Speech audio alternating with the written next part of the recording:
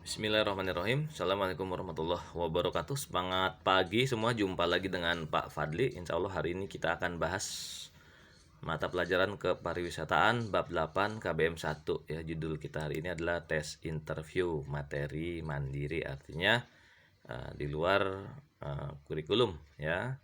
Karena pelajaran pariwisataan materi-materi yang di dalam kurikulum sudah kita padatkan pada periode sebelumnya, sehingga kita mempersiapkan diri untuk tes interview karena kita punya kepentingan, yaitu on the job training program. Baik, seperti biasa kita bahas definisi terlebih dahulu. Interview adalah tes proses tanya jawab yang merupakan satu dari beberapa tes yang diadakan oleh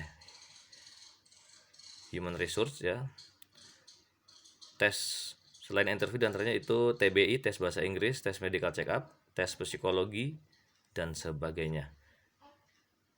Dari employer ya, atau penyedia kerja, atau HR department manager atau tim manajemen, dalam hal ini para manajer dan supervisor minimal, tapi kebanyakan manajer dan asisten, kepada calon employee atau kandidat pegawai untuk menempati posisi atau jabatan tertentu.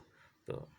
Dan jadi tes interview ini adalah umum ya, karena orang yang menginterview pengen tahu ini karakter calon pegawai seperti apa, apakah bisa kerjasama, apakah orang ini termasuk pekerja keras atau termasuk pemalas, dan seterusnya. Makanya perlu diadakan yang namanya tes interview atau tes wawancara. Selanjutnya beberapa teknik pra interview. Sebelum interview ada beberapa teknik. Yang pertama, kita jaga kesehatan fisik dan kesehatan psikis ya. Jangan kita itu menjelang interview makan sembarangan terus kita terkena penyakit, misalkan diare misalnya, atau kita bergadang terus, kurang tidur, sehingga ketika kita ditanya nggak bisa nyambung gitu. Karena kita ketika kurang tidur kadang-kadang agak budek dikit kan gitu. Makanya kita harus jaga kesehatan fisik. Nah, termasuk juga kesehatan psikis, kejiwaan. Jangan stres ya, jangan punya pikiran yang berat-berat. Misalkan emak sama bapak kita berselisih atau berantem, kita nggak usah ikut campur, biarin aja, kita urusin diri kita sendiri begitu, sehingga kita nggak ada yang namanya stres. Jangan dibawa ke tempat dinas ya, urusan yang di luar dinas. Berikutnya, baca-baca kembali materi tentang yang akan dilamar tuh posisinya. Kalau kita pengen ngelamar front office ya kita baca tentang front office gitu. Kalau kita pengen ngelamar housekeeping ya kita baca-baca lagi materi tentang housekeeping supaya kita benar-benar menguasain, dan seterusnya. Berikutnya, nggak usah gugup ya, tetap rileks tapi tetap selalu waspada. Karena ada orang yang deg-degan, saking berlebihan itu deg-degan sampai ketika berhadap-hadapan nggak bisa jawab. Nah, nggak perlu begitu sebetulnya gitu, rileks aja tapi selalu waspada. Berikutnya beberapa teknik saat interview. Nah, ketika kita masuk ke ruangan interview kita harus pelihara grooming ya. Grooming udah pada paham semua ya, rambut nggak boleh gondrong, nggak boleh berkumis, dan seterusnya. Kalau dijabarkan lagi banyak, karena udah belajar juga dengan Madam Lely kalau nggak salah.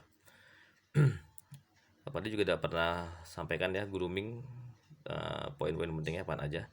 Kemudian ketuk pintu 3 kali, tok tok tok tok begitu. Ketika bertemu dengan si interviewer itu, jangan ragu untuk jabat tangan dan sebut nama. Ketika kita berjabat tangan sambil sebutkan nama kita. Jabat tangan, plek, Ahmad gitu. Langsung si HRD pasti juga sebutin namanya, Imam begitu. Misalnya ya.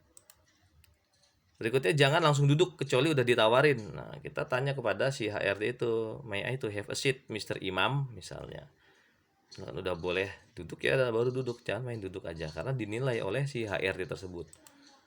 Berikutnya nomor 4, atur posisi yang benar dan nyaman saat duduk. Kita duduk nggak boleh seperti GNR ya, kaki dilipat nggak boleh, harus tegak, nyender ke sandaran belakang, terus tangan nggak boleh di atas meja, tetapi tangan di atas paha.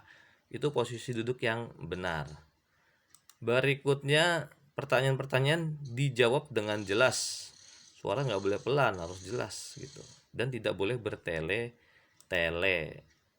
Singkat, lugas, jelas gitu. Ditanya itu ya udah dijawab itu. Misalkan sebutkan, kamu tahu nggak housekeeping itu apa? Ya kamu sebutkan housekeeping adalah bla bla bla begitu. Kamu tahu nggak equipment housekeeping apa aja? Equipment housekeeping adalah begini begini begini dan seterusnya dan seterusnya.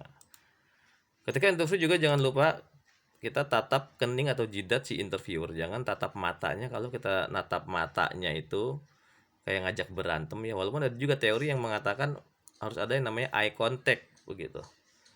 Tapi untuk interview ini khusus gitu, beda dengan operasional biasa. Nah, kalau kita matanya tajam terus si interview nggak terima, ya ini agak repot ini gitu. Makanya kita tatap keningnya atau jidatnya si interviewer. Ketika kita ditanya oleh si interviewer, kita sebut nama si interviewer dengan sering. Jadi equipment contoh ya. Jadi equipment housekeeping adalah bla bla bla bla bla, Pak Imam begitu. Kita sebut namanya jangan gini Pak atau Sir, jangan. Kita sebutin namanya interviewer dengan sering supaya lebih dekat ya, lebih kenal gitu. Berikutnya kita harus bisa tunjukin kelebihan-kelebihan yang kita punya atau keistimewaan-keistimewaan yang kita punya. Jangan kita tunjukin kekurangan begitu. Kalau kita misalkan bisa nyanyi ya kita disuruh tunjukin nggak apa-apa. Bahkan kalau kita bisa silat pun si interviewer nyuruh kita tunjukin silat, tunjukin aja nggak apa-apa begitu ya, karena emang dia tuh nggak bercanda, dia beneran gitu. Dan juga kalau misalnya kita biasa bangun tidurnya itu habis sholat subuh tidur lagi terus bangun jam 12, jangan bilang begitu ya. Kita bilang saya ini adalah orang yang disiplin, saya punya kemauan kerja yang tinggi Pak Imam begitu ya. Jangan ditunjukin kekurangan-kekurangan, jangan, bahaya. Bahkan kalau ada forum disuruh tulis kekurangannya apa, tulis aja saya nggak tahu Pak kekurangan saya. Yang saya tahu saya ini adalah pekerja keras dan saya punya kemauan kerja yang tinggi, saya ini disiplin dan seterusnya begitu. Tunjukin kelebihan-kelebihan, jangan kekurangan.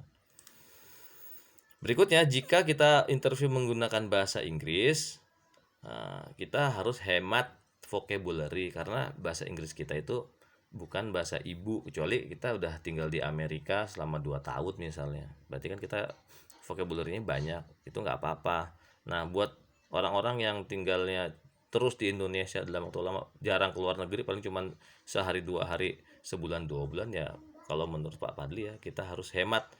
Ditanya ya jawab, nggak ditanya jangan jawab. Terus kita juga jangan nanya kepada interview, Pak kok saya nggak ditanya-tanya, jangan, udah tetap aja ya pada posisi duduk yang benar, sikap duduk yang benar dan nyaman, sampai si interviewer nanya kepada kita.